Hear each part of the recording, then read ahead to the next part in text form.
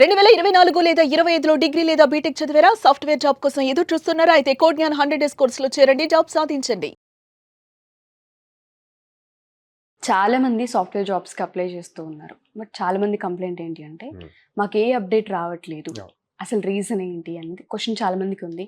ఆ రీజన్స్ ఏంటి సార్ అసలు? ఇది చాలా మంది దగ్గర వింటున్న పాయింట్ అండి. పాయింట్ ఒక్కటి, వాళ్ళు అప్లై చేసే ముందు దాని డెడ్ లైన్ ఎప్పుడు దాకా ఉంది అన్నది ఒకటి చెక్ చేసుకోవాలి. అట్లా కాకుండా అంటే కామన్ ప్లాట్ఫామ్స్ ఉంటాయి, నౌకరీ అట్లాంటి వాటిలో జాబ్ యాక్చువల్ డెడ్ లైన్ అయిపోయినా కూడా కొన్నిసార్లు లింక్స్ ఓపెన్లో ఉంటాయి అనమాట. సో అప్లై చేస్తారు. అప్లై చేసినప్పుడు అది అయిపోయింది, డెడ్ లైన్ అయిపోయింది, ఆబ్వియస్గా వీళ్ళకి ఎలాంటి ఇన్ఫర్మేషన్ రాదనమాట.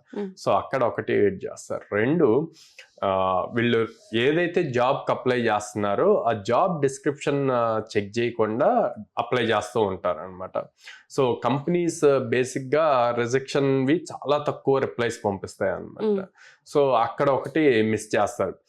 Third, freshers. అక్కడ ఫ్రెషర్, జీరో ఎక్స్పీరియన్స్ ఫ్రెషర్ అని కనిపిస్తే అది ఏ జాబ్ అన్నది చూడకుండా వీళ్ళ స్కిల్ సెట్కి మ్యాచ్ చేద్దా లేదా అని, అంటే వీళ్ళు కూడా జాబ్ రావట్లేదు అన్న దాంట్లో ఉండి ఏదో ఒకటి ముందు అప్లై చేద్దాం, కాల్ వస్తే బెటర్, తర్వాత చూద్దాము అన్న పాయింట్లో ఉంటారు. సో అట్లాగే అప్లై చేస్తూ ఉంటారు.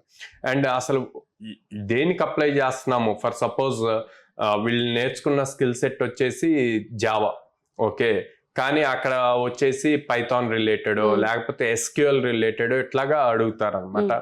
సో ఆ స్కిల్ సెట్ రిలేటెడ్ జేడీలో ఉన్న స్కిల్ సెట్ వీళ్ళు అప్లై చేసిన జాబ్ స్కిల్ సెట్ ఏదైతే రెజ్యూమ్ అప్లోడ్ చేస్తారో రెండు మ్యాచ్ అవ్వు. సో దాని వల్ల కూడా ఫస్ట్ స్టార్టింగ్ లోనే రిజెక్షన్ అవుతాయి అనమాట. అంటే హెచ్ఆర్ దాకా కూడా వెళ్ళవు, ఫస్ట్ రౌండ్ కూడా వెళ్ళవు అనమాట. ఇప్పుడు అంతా రెజ్యూమ్ స్క్రీనింగ్ అంతా కూడా సాఫ్ట్వేర్ బేస్డ్ అండి. So ATS score important.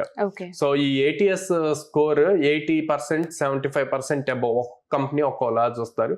ఆ స్కిల్ సెట్స్ మ్యాచ్ అయితేనే నెక్స్ట్ రౌండ్ కి ఎలిజిబుల్ అవుతారు అనమాట. ఇప్పుడు ఇంకా పెద్ద మిస్టేక్ ఏం చేస్తున్నారంటే ఆ ఏటీఎస్ స్కోర్ రావటం కోసం ఏఐని యూజ్ చేసి రెజ్యూమ్స్ అప్డేట్ చేస్తున్నారు. సో 95% యాక్యురసీ వస్తుంది.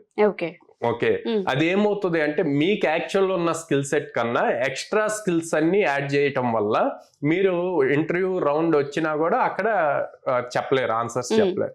సో ఇవన్నీ కేర్ఫుల్ స్టెప్స్ తీసుకోవాలి.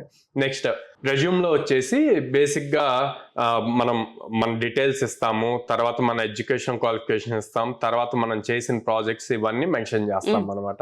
ఈ ప్రాజెక్ట్స్ మీరు ప్రతిదీ మీకు ఇన్ డీటెయిల్డ్గా తెలియాలన్నమాట. అలా గనక లేదు అంటే గనక మీకు ఫస్ట్ రౌండ్ ఆపర్చునిటీ వచ్చినా అక్కడ మీరు ఆన్సర్ చేయలేకపోతే నెక్స్ట్ రౌండ్కి వెళ్ళలేరు.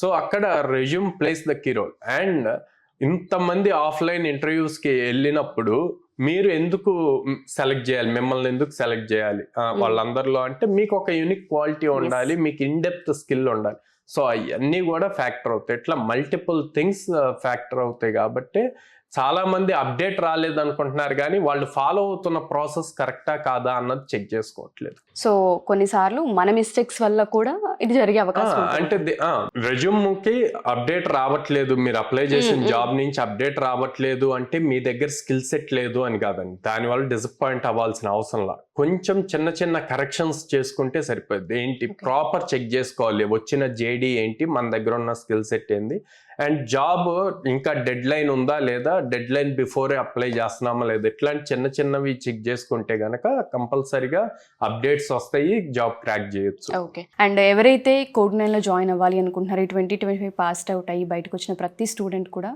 ఇవాళ రేపు పర్సంటేజ్ కాదు స్కిల్కి ఎక్కువ వాల్యూ ఉంది అని చెప్తున్నారు. అండ్ దాంతోపాటు కంపెనీస్ అన్ని కూడా అవే చూస్తున్నారని కూడా చెప్తున్నారు. మన దగ్గర ఉన్న కోర్సెస్ ఏంటి, ఎన్ని మంత్స్ కోర్సెస్ ఉంటాయి, అండ్ వీళ్ళకి జాబ్ ఆపర్చునిటీస్ కోడ్9 ఏ విధంగా చూపించే అవకాశం ఉంటుంది అంటారు?